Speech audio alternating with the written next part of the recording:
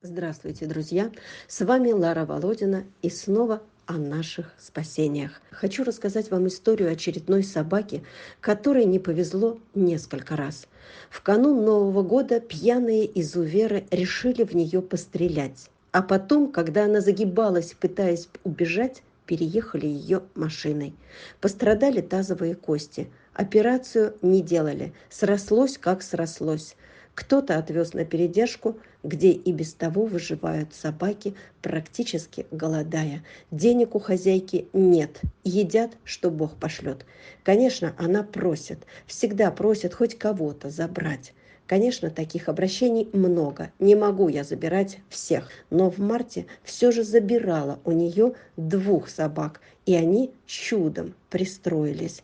А теперь вот новая беда. Дом, который она снимает, затопило надолго и бесповоротно. Самой не решить, если нет даже 100 рублей, даже на корм. Городскую службу вызывала, но подъехала к дому и не смогла въехать во двор. Выкачать на улицу нечем.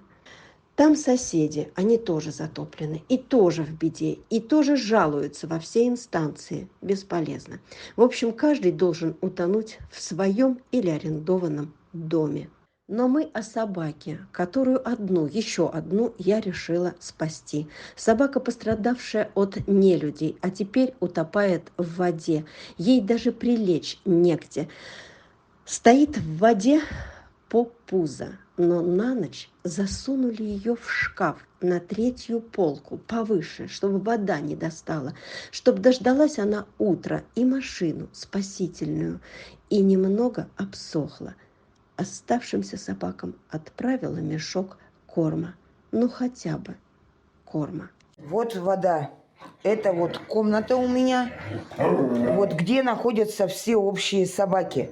Здесь и некастрированные кобели, вот они. А тише! Они все некастрированные.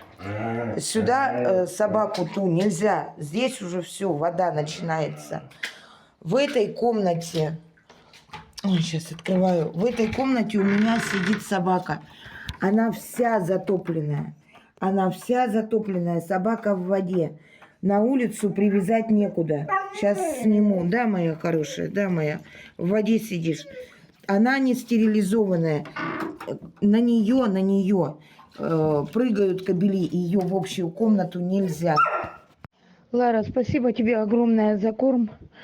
Ой, конечно, помощь обалденная. Вот, Олеся забрала собаку. В общем, она добрая, она не агрессивная, она очень хорошая собачка. Мы тебе корм привезли. Это твой корм. О, да ты что? Да, это от Ларисы Володиной.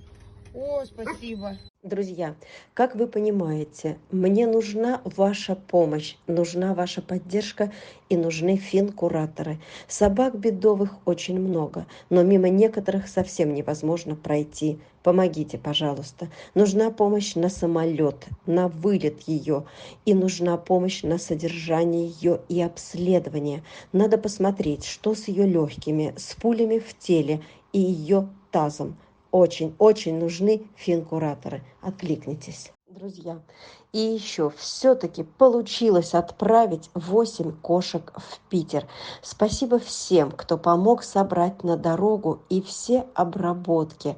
Хоть и с трудностями, с проблемами, но получилось. Очень старались подготовить кошек, ну, как могли. И уши полечили от ушных клещей, и провакцинировали.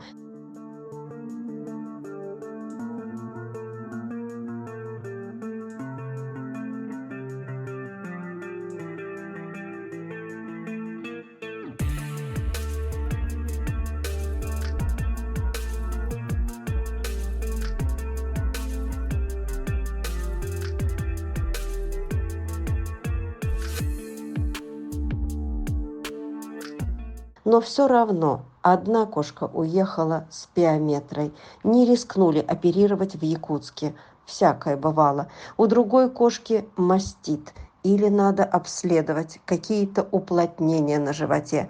Еще у одной кошки потекли глаза. А 5-го надо кастрировать. Не успели, а то начнет метить. В общем, по прилету 2 сразу определили в стационар.